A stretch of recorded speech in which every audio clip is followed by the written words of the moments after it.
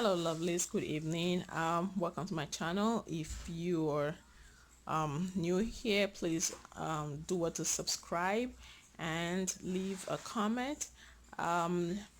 We're just continuing on with the interview video with my niece, like I shared with you last week when I put out the first part of the video. The video is going to be coming in bits, so I'm sure by now you have seen the first part of the video. If you haven't, please do it to check in my channel for that first part of the video, so you can follow the conversation.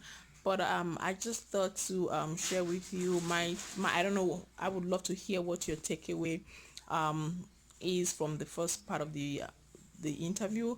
But mine was that relationship is not pressured, we were talking about just having coming to know God from a relational point of view, and not uh, the religion or what is being taught, but just hearing that God does not put pressure on us to relate with him, even though he says in his word that we should come and reason together with him. It's calling us to reason with him, to come and reason with him. There's that invitation to come to draw near to him, but he's not going to put himself on force himself on us or pressure us into anything. He just wants us to come out of our own free will, and then just allow him love us through all of that. So yeah, for me that was really, I thought that was kind of something to take away from that conversation. So yeah, I would love to hear your takeaway from that first part of the conversation. Please leave a comment down below. And yeah, as we continue on to listen to this interview, let me hear more of your thoughts, please. And again, don't forget to subscribe and hit the like button as well as you watch the videos. Thank you so much for those that left a comment, and thank you for even those that kind of reached out and just talked about the video. So let's look going on as we listen to the second part of the video. Have a blessed one. Those other fears, like for example, am I the perfect wife? What if I don't do this? Those are other fears, but the main one obviously is not living that life of purpose that God wants us to live. That is my greatest fear, and I think it helped me with some of the decisions that I made. So being married now and talking about purpose and not being fearful of living your purpose as an individual, now you couple with as a married person. A lot of people feel like when they get married, they just have to change things by themselves. And one thing I see is some people kind of how will I put it now? They feel like marriage is what makes them. So I'm just kind of like, okay, we're gonna go back to the story of how you and Paul met. I'm like, I really want to talk about all of that. I was, not down me on all of that. But the thing is, now that you're married, do you see a difference when you were single and now? And do you feel like that has changed kind of the purpose you feel like God has for you? Has that changed anything about you as a person? What you feel God has called you to do? Or I think God is so beautiful. The reason why He's so beautiful because His timing is so perfect. So I used to think that I knew my purpose. Since I used to think, oh God, I know you want me to be in ministry, I want you to do this, but there was not a clear direction. And you see, God gives you bits and pieces. right. For me, now that I'm married, it's more like the game is on. It's not like, okay, now I'm married, that's the end all be all. Marriage is not the end all for me. Heaven is the end all. If God is going to use the marriage for me to be able to be closer to Him, I think that's what He's done. So it's a situation whereby we're both in a race and say, you know what, let's outdo each other in loving God, let's outdo each other in being better people for Christ. Most of our decisions are, okay, we have to be better for Christ. It's being more His ambassadors and being in the image of Christ. So marriage for me I would say in the short time I've been married, it has made me a better person. Better person being that God is at the forefront, and it's real for me now. It's real that, you know what, you need to get this right. Your marriage is a ministry. It's a place where God wants to use it to build beautiful families that will grow into communities, it will grow into a better world. You guys are examples. So it's not the end goal. It's just the beginning of what God wants to do. It's a purpose. Okay. There's a reason behind it. So coming into a marriage, it was just like I said, it's a wake-up call. It's a wake-up call. It's a wake-up call that you have something to achieve. Every single day that goes by, it's a reminder. Your marriage, it's a wake-up in the morning. Every time you're serious, it's a reminder, God, there's something we need to be doing. There's something we need to be doing. So for me, it was a wake-up call. I know sometimes that maybe my notion before, once I get married, that's life, that's the thing, that's that. But it changed after a while, because I believe when you transform your mind, God transforms it to understand the reason why He does certain things. It was a wake-up call.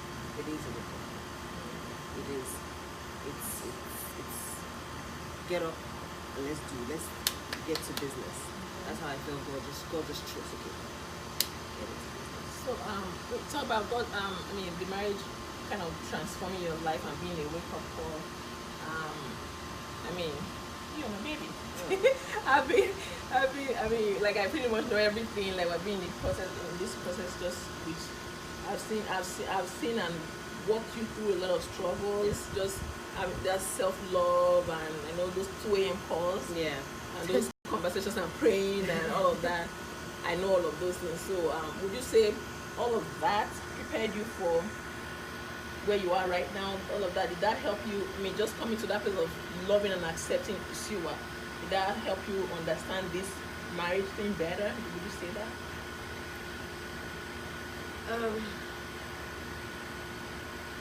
I would say, for me,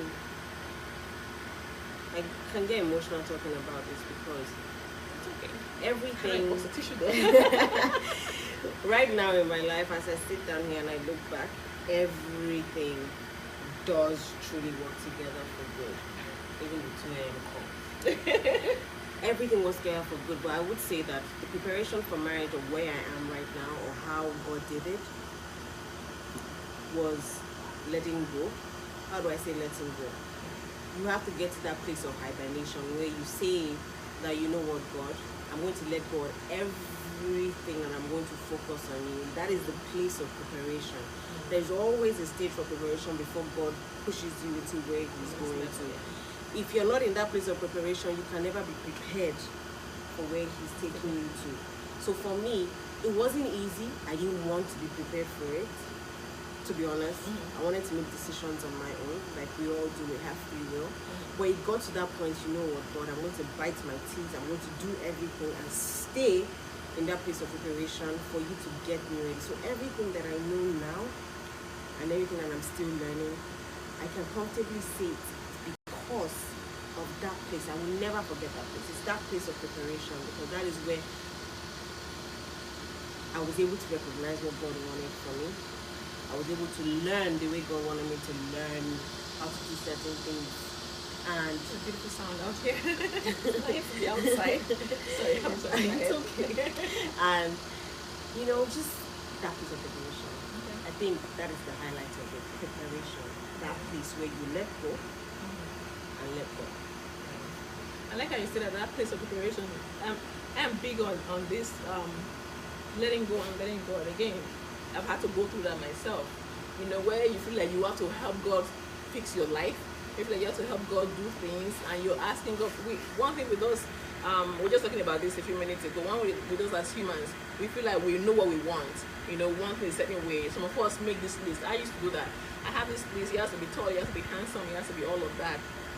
And then when you're looking at your list, it's like, okay, God is not doing what you want, or He's not meeting at a certain time, because that's what society dictates. Society says you have to be married at this time, or you have to do this at this time. And when you're not fulfilling those things, you get all worked up. So I'm just kind of wondering, how was that for you? Like, okay, it's like all my friends are getting married, or I have this list that I feel like God is not meeting. How did you get to that point? Again, I know you said preparation. I call it isolation. It's like, let's go of everything. I mean, let's go of everything. Just let God, you know, and let God direct you. Follow His footsteps.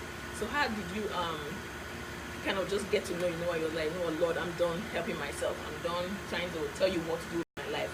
Take all of me. This is it.